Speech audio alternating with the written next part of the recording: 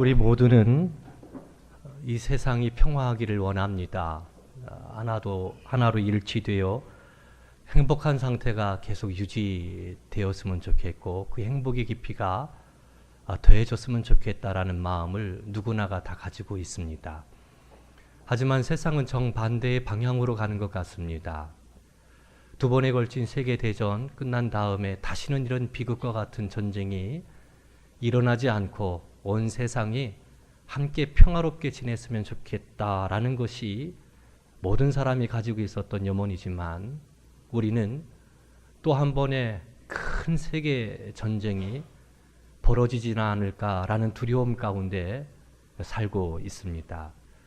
그 정도의 무기가 있으면 될 법도 한데 더 강력한 무기, 더 많은 무기 이런 것들을 채우기 위해서 군비가 증강되어 있고 서로 간의 그 이해와 타협이 없는 다툼이 끊이지 않고 있는 걸 볼 수 있습니다.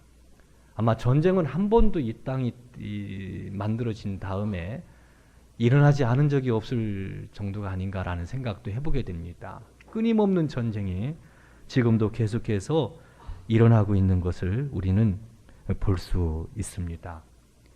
모든 사람들이 평화를 원하는데 그렇지 않다는 거지요.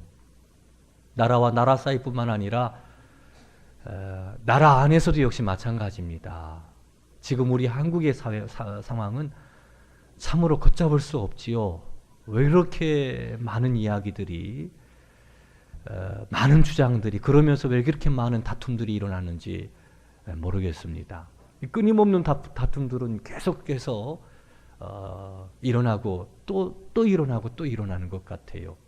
노사 분쟁, 또 갈등, 지역 간의 그 문제, 계층 간의 문제, 남자와 여자의 그 사이의 갈등, 이런 모든 것들이 지금 우리 사회가 안고 있는 문제, 분쟁하고 있는 현실이다라고 이야기할 수 있을 겁니다. 가정도 어떻습니까? 한 가족이잖아요. 한 피를 나눴잖아요. 그렇다면 평화롭게 지내는 것이 참 좋을 듯한데 가정마다 가정의 이야기들을 들어보면 그렇지 않아요. 서로 싸우고 서로 갈등하고 그 속에서 서로 아파하고 서로 공격하고 평화를 원하지만 평화가 깨져버린 분쟁의 이 사회를 향해서 하나님의 말씀은 무엇라 선포하고 있습니까? 복음의 메시지는 뭘까요? 복음의 메시지는 평화의 길을 우리에게 가르쳐주고 있습니다.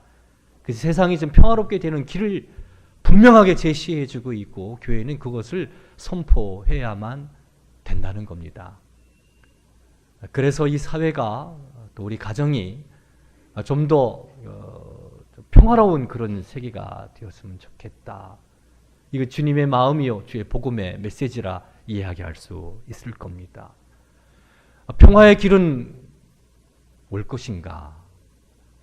이 문제를 우리가 오늘 함께 살펴보고자 합니다. 평화에 대한, 화평에 대한 이야기를 할 때 먼저 분쟁의 원인이 어디 있는가를 우리는 알아야 됩니다. 분쟁의 원인은 두 가지입니다.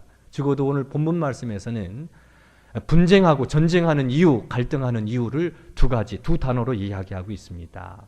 하나는 오늘 말씀 3절 말씀에 나옵니다. 아무 일에든지 다툼이나 허용으로 하지 말라. 하나는 다툼이요, 다음 하나는 허용이라는 것입니다. 허용은 다른 말로 얘기하자면 교만입니다. 그러니까 다툼, 분열시키고자 하는, 나누고자 하는 그런 정신과 교만한 마음, 이 다툼과 허용, 이 두 가지가 분쟁을 가져온다라는 거죠. 서로 갈등하게 만들고 반목하게 만든다는 겁니다. 빌립보 교회는 초대교회 어떤 교회보다도 아름다운 교회, 건강한 교회로 그렇게 인정받았던 교회였습니다.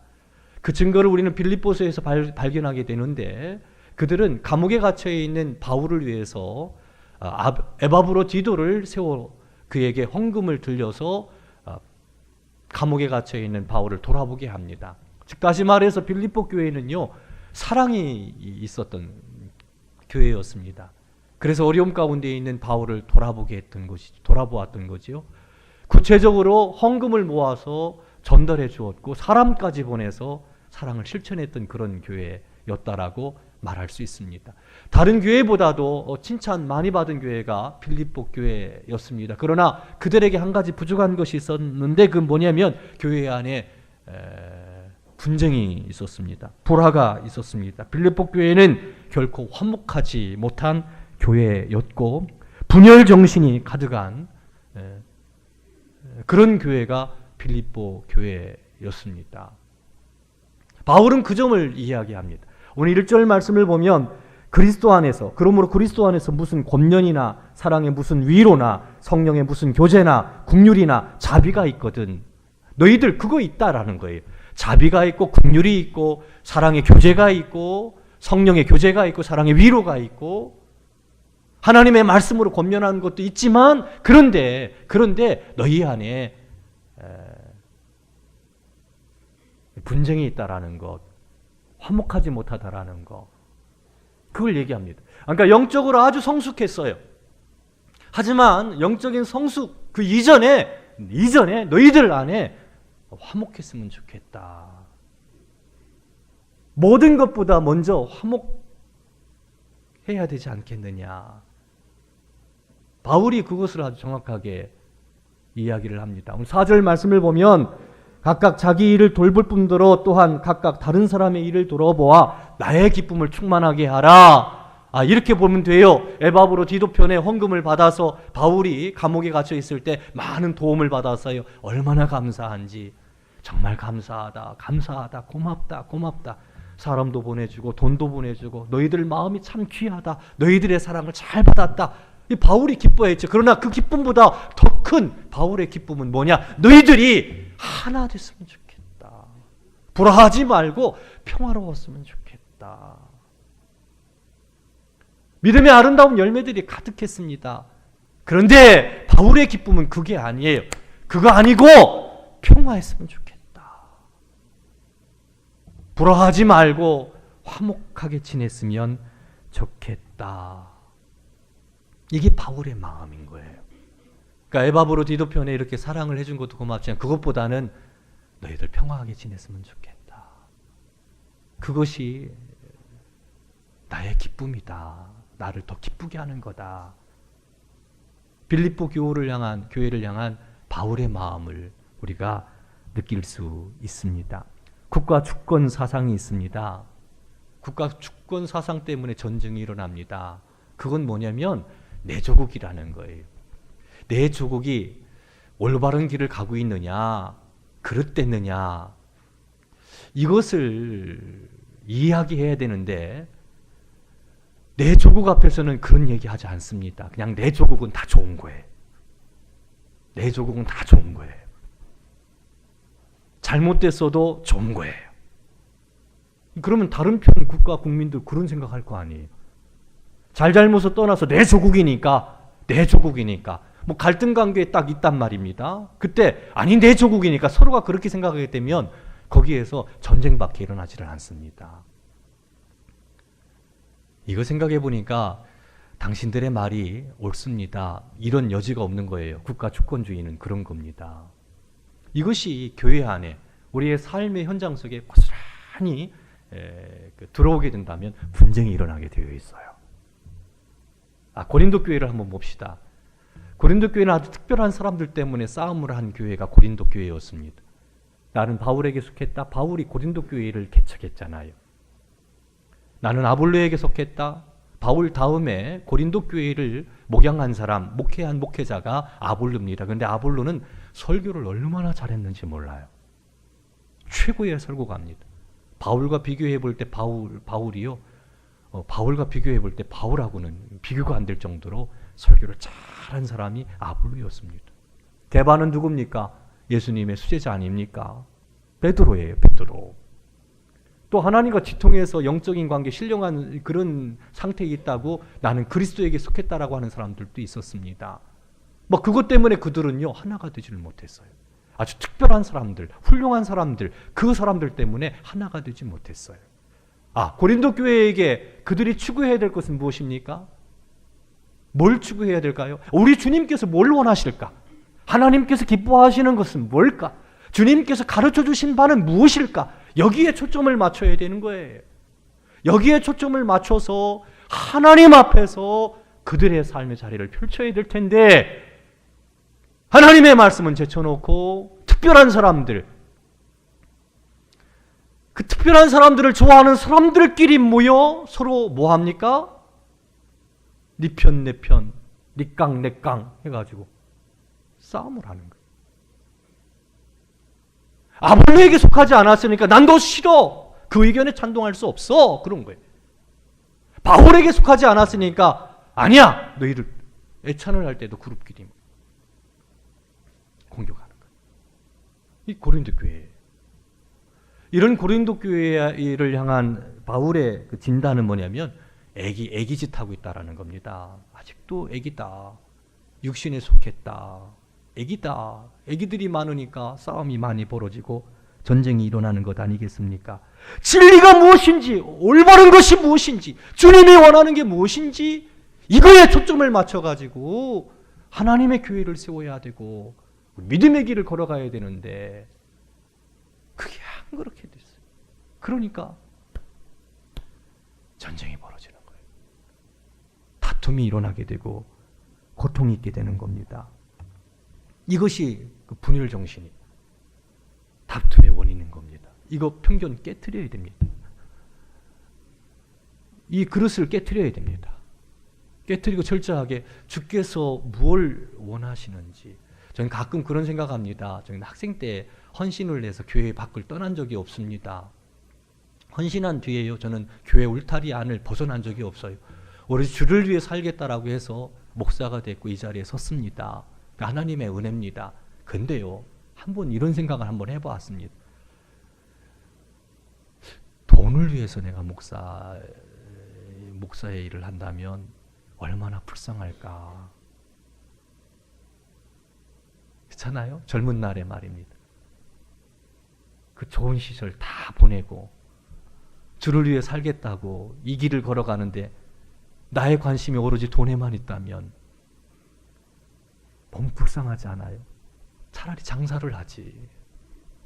장사를 하지. 그런 생각합니다. 좀 합니다. 명예와 인기를 추구했다면 왜 이 자리에 있느냐는 얘기예요. 젊었을 때부터 말이에요. 그 영화관, 극장판에 뛰어다니면서 해가지고 그 길을 가면 1000만 관객, 2000만 관객 뭐 이렇게 안 그럴까요? 그게 훨씬 낫지 않아요? 이 자리에 있는 거는 그게 아니라는 거예요. 그 생각을 늘 합니다. 그리고 도전해요. 이거 정신 차려야 되겠다. 허망한 이상 되지 말아야 되겠다. 사랑하는 성도 여러분, 왜 우리가 예수 그리스도를 구주로 영접하고 주님을 섬기는 이곳에 모였습니까? 왜요? 어떤 특별한 사람들 때문에요? 어떤 특별한 그 그룹 때문에 그런 건가요? 그렇다면 우리는 정말 어리석고 불쌍한 사람들이에요. 어리석고 불쌍한 사람들인 겁니다. 우리의 관심은 그거여야 돼요. 뭐예요? 하나님의 뜻이 어딘가? 진리가 뭘 말하는가? 나는 그 진리 앞에 어떻게 반응할 것인가? 하나님께 대한 관심과 하나님께 대한 마음을 우리가 가져야 된다라는 거예요. 그렇다면 이 다툼에 대한 문제는요, 해결될 수 있습니다. 이 다툼 뒤에는 허영심이 있습니다. 허영은 다른 말로 얘기하면 교만함이에요. 내가 최고다라는 마음. 내가 너보다 훨씬 더 낫다라는 그런 마음. 그런 마음들이 막 도사리고 있는 거예요. 그렇게 되어지면 싸움이 계속 벌어지죠. 왜? 그 사람도 그렇게 생각할 것이니까. 그 사람도 그렇게 생각할 것이니까 전쟁은 계속 일어날 수밖에 없다라는 거죠. 그런 공동체 하나님께서 원하지 않아요. 이건 우리 교회 공동체뿐만 아니라 가정에서도 우리 일터에서도 역시 마찬가지입니다. 그런 마음을 갖게 된다면 문제가 커지게 되고 해결점을 찾을 수가 없습니다. 그렇다면 바울이 이런 분쟁의 원인을 지적한 다음에 그 처방책으로 뭘 얘기하고 있느냐? 겸손하라는 겁니다. 겸손해라. 오늘 말씀 3절 말씀을 보면 아무 일에든지 다툼이나 허용으로 하지 말고 오직 겸손한 마음으로 각각 자기보다 남을 낮게 여기며 낮게 여기라. 지읒이 아니라 시옷이에요. 다른 사람 높게 여겨라. 그러니까 평화의 길은 그런 겁니다. 따라합시다. 겸손한 사람, 다른 사람을 높여주는 사람. 평화해야 우리가 행복해질 수 있잖아요. 나라와 나라 사이, 나라 안에서도, 우리 가정 안에서도 평화를 우리가 기대하잖아요. 그 길은요, 겸손한 거예요. 자기를 낮추는 거예요. 다른 사람을 높여주는 거예요. 50%의 장점과 50%의 단점이 누구에 나가 있습니다. 그러니까 누구에게나 나보다 더 좋은 점이 있는 거예요. 그 인정해 주는 거예요. 높여주는 거예요. 내 권리를 찾기 위해서 애쓰고 몸부림치는 것이 아니라 어떻게 하면 다른 사람들이 행복할까?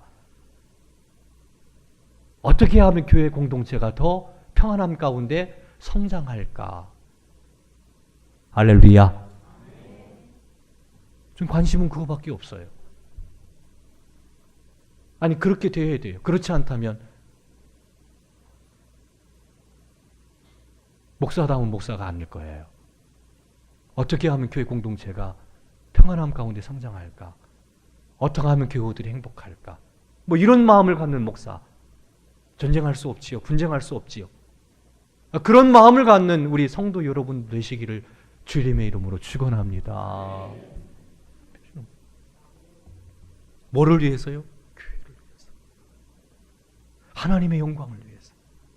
이 세상의 평화를 위해서. 그 길은 그런 겁니다. 나를 내세우고 이렇게 하는 것들이 아니라 높여주고 겸손하고 이것이 하나님의 영광을 드러낼 수 있는 길이라는 것이에요. 그래서 2절 말씀을 보면 이렇게 되어 있어요. 마음을 같이 하며 같은 사랑을 갖고 뜻을 합하며 한 마음을 품어. 우리 예수 그리스도 안에서 우리 하나가 됐잖아요. 예수 그리스도 안에서 주의 영광을 위해서 살잖아요. 그것이 우리의 관심이잖아요. 어떻게 하면 주님께 영광 돌릴 수 있을까?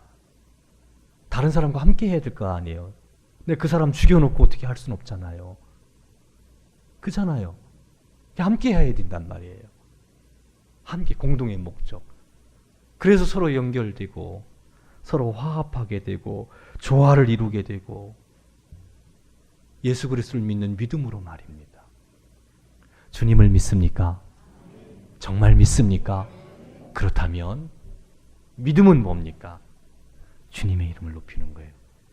자기를 낮추고 겸손하게 다른 사람을 높여주는 거예요. 어느 권사님, 잊을 수가 없는 권사님 한 분이 계세요. 목회를 하다 보면 그런 분들이 계시지요. 어느 날 와서 제 앞에서요 막 눈물을 흘려요. 화나 죽겠는데 목사님 내 하소연 좀 들어보라고 그러면서 막 툭툭 연세 많이 드신 권사님이 울어요. 왜 그러냐? 권사님 왜 그러세요? 그랬더니 교회 예배 드리러 왔는데 자기보다 나이가 어리고 뭐 그 집사님 한 분이 막 뭐라고 했대요. 면박을 주고 막 속을 막 무척 상하게 했대요. 근데 자기가 잘못한 게 아니에요. 권사님이 잘못한 게 아닌데 오해해가지고 따다다다다다다다다다 막 했대요. 막 너무 속상해가지고. 그래서 권사님 어떻게 하셨어요? 아무 소리 안 했어요. 왜요? 아니라고 얘기하지요. 뭐라고 말 좀 하지요. 그랬더니 권사님 하는 말이요. 잊혀지지가 않아요. 그러면 교회가 혼란하잖아요. 그러면 교회가 시끄럽잖아요. 그러니까 따다다다다 할 때는요 그냥 왜? 이 권사님 그래요. 그래도 권사님 뭐라고 하시는 줄 아세요? 그럼 목사님 더 마음 불편하잖아요. 옛날 성도님들은 목사님들에 대한 생각을 좀 많이 해요. 목사님 마음 불편하니까 그러니까 자기가 전쟁이 일어나지 않는 거예요. 속상해도. 저는 그 권사님 얘기를 들으면서 예수님 생각났어요. 예수님께서 빌라도 법정에서 말입니다. 모진 고난을 받습니다. 수많은 사람들이 거짓된 것 가지고 증거 가지고 예수님을 모함합니다. 그런데 예수님이요 아무 소리 하잖아요. 아무 소리 하잖아요. 왜요? 하나님의 뜻은 예수님이 십자가에 달려 죽는 거예요. 그래서 인류 구원을 이루시는 거예요. 예수님에게는 힘이 있습니다. 예수님에게는 능력이 있었습니다. 그러나 그걸 사용하지 않았습니다. 왜? 인류를 구원하기 위해서 참으신 거예요. 포기하신 거예요. 자기 권리를 포기하시고 십자가의 길을 걸어가신 거예요. 그래서 저와 우리 성도 여러분들이 이 자리에서 그 은혜를 입은 줄로 믿습니다. 권사님과 얘기를 하면서 전 예수님이 생각났어요. 아, 그러구나. 이거구나. 세계의 평화를, 우리에게 평화를 가져다 주는 거는 겸손하게 다른 사람들을 높여주는 것, 공동체를 생각하고 하나님의 영광을 생각해서 자기를 내려놓고 희생으로 주의 일을 따르는 것. 그럴 때 이 평화로운 세상이 되겠구나. 이런 마음을 가졌어요. 하나님을 믿는 믿음. 두 번째로 바울은요, 오늘 4절에서 이렇게 얘기합니다. 각각 자기 일을 돌볼 뿐더러 또한 각각 다른 사람들의 일을 돌아보아. 다른 사람들의 일을 돌아보라는 얘기예요. 아, 너를 돌아봐라. 그러나 그것만 하지 말고 다른 사람들도 돌아봐라. 다른 사람들도 헤아려 봐라. 더 큰 하나님의 크신 뜻들을 생각하면서 삶을 살아가라 하고 그렇게 권고하고 있는 것을 볼 수 있습니다. 이것이 능력입니다. 다른 사람들은 어떻게 생각할까? 이 일을 했을 때 다른 사람들에게 미치는 영향은 어떨까? 내 입장이 아니라 다른 사람의 입장에서 생각하고 그들을 돌보라는 겁니다. 그들이 평안해질 수 있도록. 그래서 가끔 이런 생각을 합니다. 따라합시다. 이 일은 하나님의 영광을 위한 건가? 교회의 유익을 위한 건가? 성도를 위한 건가? 가정 안에서는 이 일이 가정을 평화롭게 만들 수 있는 건가? 배우자에게, 자녀에게 복된 것인가? 라는 것들을 생각을 하고 우리 믿는 그리스도인들은 살아가야 된다는 겁니다. 그러면 평화가 옵니다. 이것이 평화의 길입니다. 그러니까 이 시대에 지금 필요한 것들은 뭡니까? 다른 사람 입장에서 겸손하게 생각할 줄 아는 마음을 갖는 것. 그렇다면 분쟁은 사라지고 평화로운 세상이 될 겁니다. 주님의 말씀을 들으시기를 주의 이름으로 축원합니다. 그 속에서 우리는 행복을 맛보게 되는 거예요. 한번 생각해 보세요. 십자가 앞에서 우리가 뭘 주장할 수 있겠습니까? 저는 할 말이 없어요. 십자가의 사랑을 생각하면 아무런 할 말이 없습니다. 죽기까지 사랑하신 그 사랑으로 나를 살려줬는데 내가 뭘 요구하겠습니까? 뭘 주장하겠습니까? 주를 위해 살겠다고 내가 고백했는데 그 사랑 때문에 내가 뭐를 얘기할 수 있겠어요? 할 말이 없어요. 십자가를 생각하면 할 말이 없습니다. 십자가의 은혜를 생각하면. 사랑하는 성도 여러분, 십자가에 달려 죽으신 예수 그리스도 앞에 서시기를 주의 이름으로 축원합니다. 그 앞에서 생각하세요. 그리고 나를 왜 하나님께서 구원해 주셨는지 이걸 생각한다면 가정에서나 교회에서나 우리는 평화를 만드는 사람으로 살아갈 수 있을 겁니다. 니슨 대통령의 보좌관으로 일했던 찰스 콜슨이 백악관에 있을 때 그를 비판했던 사람들은 그렇게 비판했다고 합니다. 저 찰스 콜슨은 자기 출세를 위해서는 자기 어머니의 등도 밟고 지나갈 사람이다. 그렇게 아주 혹독하게 혹평을 했습니다. 이 사람은 출세를 위해서 수단 방법을 가리지 않았던 사람입니다. 그들의 비판은 정당한 것이었습니다. 백악관의 그 2인자로 절대 권력을 휘두르다가 워터게이트 사건이 터지면서 감옥에 들어가게 됐습니다. 사람들은 야, 너 이제 끝났다. 네 인생은 끝났다라고 그 사람을 또 비난했습니다. 근데 감사하게도 그 찬찬 감옥에서 이 사람이 예수님을 만나게 됩니다. 예수님을 만나 변화를 받게 됐어요. 새 사람이 됐습니다. 새 사람 된 다음에 그는요 이렇게 다짐하게 됩니다. 조그만 여기 감옥 안에서 고통받고 있는 이들을 내가 앞으로는 돌봐야 되겠다. 섬겨야 되겠다. 출소를 해서 그가 이제 그 믿음의 고백대로 예수님을 만난 뒤 그 믿음의 고백대로 삶을 살기를 시작했습니다. 그리고 그는 종교계의 노벨상이라고 불리는 템플턴상을 수상하게 됐습니다. 모든 사람들에게 인정을 받아서 그때 한 외국의 기자가 그를 평가합니다. 당대 최고의 저술가, 그리스도의 사랑을 실천한 참 믿음의 사람, 이웃과 더불어 사는 신실한 하나님의 사람. 그렇게 그의 인생이 완전히 바뀌어지게 된 거죠. 그 십자가의 사랑, 십자가의 능력으로 변화된 것입니다. 십자가를 생각해 보십시오. 십자가의 은혜를 기억하십시오. 그렇다면 우리는 좀 더 평화롭게 이 세상을 살아갈 수 있을 겁니다. 여기 성령의 도우심이 필요합니다. 기도하십시오. 하나님, 평화의 길을 걷게 하옵소서. 다툼과 허영이 아닌 나 자신을 주님 앞에 내어놓는 겸손한 마음으로 주의 길을 따르게 인도하여 주시옵소서. 성령의 도움을 요청해 올 때 성령께서 우리 가운데 역사하셔서 우리로 하여금 평화의 사람으로 그 거룩한 길을 걸을 수 있도록 인도해 주실 겁니다. 우리는 어떻습니까? 지금 우리 사회는 분쟁하고 있습니다. 아주 시끄럽습니다. 나라와 나라 사이도 역시 마찬가지입니다. 우리 교회는 또 어떻습니까? 우리 스스로를 살펴볼 필요가 있습니다. 우리는 십자가 앞에서 여러분 자신의 마음을 다 주세요. 다 주시고 따라합시다. 다른 사람을 높이자. 다른 사람을 돌아보자. 이것이 오늘 이 시대에 주님께서 주시는 화평의 길입니다. 믿음으로 순종하셔서 금번 추석 명절에는 큰 기쁨과 은혜가 넘치고 또 여러분의 생애 가운데 우리 교회가 더 화목한 가운데 하나가 되어 하나님의 큰 뜻을 이루어 나가는 공동체, 나아가 이 민족 또한 하나님의 은혜로 새로워지는 민족 되기를 주님의 이름으로 축원합니다. 사랑과 은혜가 많으신 하나님 아버지, 평화의 길을 가르쳐 주시니 감사합니다.